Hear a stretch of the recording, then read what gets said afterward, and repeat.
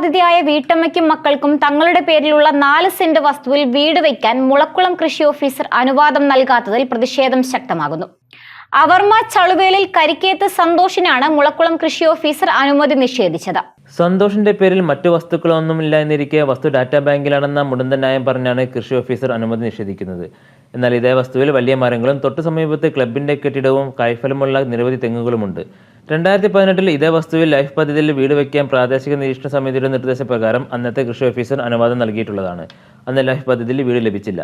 ഇപ്പോൾ സേവാഭാരതി ഉൾപ്പെടെയുള്ളവർ സന്തോഷിന് സൗജന്യമായി വീട് നിർമ്മിച്ച് നൽകാമെന്ന് പറഞ്ഞ് എത്തിയപ്പോൾ പഞ്ചായത്തിൽ പെർമിറ്റിന് അപേക്ഷിച്ചപ്പോഴാണ് രേഖകളില്ലാത്തതിനാൽ പെർമിറ്റ് നൽകാതിരിക്കുന്നത്. പെർമിറ്റ് ഇല്ലാത്തതോടെ വീട് നിർമ്മിച്ച് നൽകാമെന്ന് പറഞ്ഞവർ പിന്മാറുകയും ചെയ്തു. കൂലിപ്പണി ചെയ്തു കഴിയുന്ന സന്തോഷ് ഭാര്യയെ ചികിത്സയ്ക്കായി ദിവസം മെഡിക്കൽ കോളേജിലേക്ക് റേഡിയേഷന് കൊണ്ടുപോകുന്നതിനാൽ പണിക്ക് പോലും പോകാൻ കഴിയാത്ത അവസ്ഥയിലാണ്. ഇതോടെ വാടക പോലും കൊടുക്കാൻ കഴിയാതെ ബുദ്ധിമുട്ടുകയാണ് സന്തോഷ്. എനിക്കൊരു പെരയ്ക്ക് വേണ്ടി അപേക്ഷ കൊടുത്തിട്ട് എല്ലാവരും സമ്മതിച്ചിട്ടും കൃഷി ഓഫീസർ മാത്രം അതിന് തടസ്സം നിന്നിട്ട് എനിക്ക് പെര വയ്ക്കാനുള്ള ഇതുണ്ടായില്ല. രണ്ടാമത് സംഘടനകൾ 2 പേര് കൊണ്ട് പെര വെച്ച് തരാമെന്നും പറഞ്ഞ് എനിക്കത് അവർ ഈ ഇത് കിട്ടാത്ത കാരണം കരയായി കിട്ടാത്ത കാരണം അവരും അതിന് പിന്മാറി. അതുകൊണ്ട് ഞാൻ ഒരു കൂലിപ്പണിക്കാരനാണ്, എനിക്ക് വേറെ ഒരു മാർഗവുമില്ല. അതുകൊണ്ട് ഇത് എത്രയും പെട്ടെന്ന് എന്തെങ്കിലും ഒരു ചെയ്തു തന്നെന്നാണ് എൻ്റെ ഒരു അപേക്ഷ.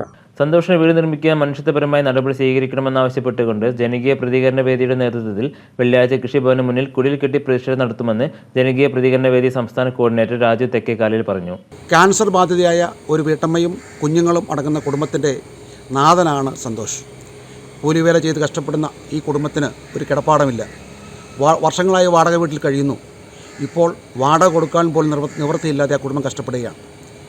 ആ കുടുംബത്തിന് ഒരു വീട് വെച്ച് നൽകുന്നതിനുള്ള ശ്രമം കുറേ നാളുകളായി പല കോണുകളിലും നടത്തപ്പെടുന്നു. ആദ്യം ലൈഫ് മിഷൻ പദ്ധതിയിൽ കൂടി സെലക്ട് ചെയ്യപ്പെട്ടുവെങ്കിലും അത് പ്രാവർത്തികമായില്ല. ഇപ്പോൾ സേവാഭാരതി അവർക്ക് ഒരു വീട് വെച്ചു നൽകാമെന്ന വാഗ്ദാനമായി മുന്നോട്ട് വന്നു. അതിന് പേപ്പർ വർക്കുകളെ പഞ്ചായത്തിനെ സമീപിച്ചപ്പോൾ അതിൽ നിയമ തടസ്സമുണ്ടാകുകയും സാങ്കേതിക കാരണങ്ങൾ പറഞ്ഞ കൃഷി ഓഫീസർ ആ അപേക്ഷ നിരസിക്കുകയും ചെയ്തതുകൊണ്ട് അദ്ദേഹത്തിന് ആ ഒരു ഭവനം ലഭിക്കാനുള്ള സാഹചര്യമില്ലാണ്ടായി. ഇവിടെ ഞങ്ങൾ പറയുന്നത് നിയമത്തിൻ്റെ നൂലാമാലകളല്ല, സാധാരണക്കാരന് നേരിടുന്ന പ്രശ്നങ്ങൾക്ക് ജനകീയമായ പരിഹാരമാണ് ഉണ്ടാകേണ്ടത്. അതിനാണ് ഭരണാധികാരികളും ഉദ്യോഗസ്ഥരും ശ്രമിക്കേണ്ടത്. ഉദ്യോഗസ്ഥർ പറയുന്ന സാങ്കേതിക തടസ്സങ്ങളെ പ്രതിരോധിക്കുവാനാണ് ജനങ്ങൾ തിരഞ്ഞെടുക്കപ്പെട്ട ജനകീയ ഭരണസമിതി ഉള്ളത്. അവരതിനെപ്പറ്റി തീരുമാനമെടുക്കണം. ആ സാധു കുടുംബത്തിന് ഒരു കിടപ്പാടമുണ്ടാകുന്നതിനുള്ള നടപടി ഉണ്ടാകണം.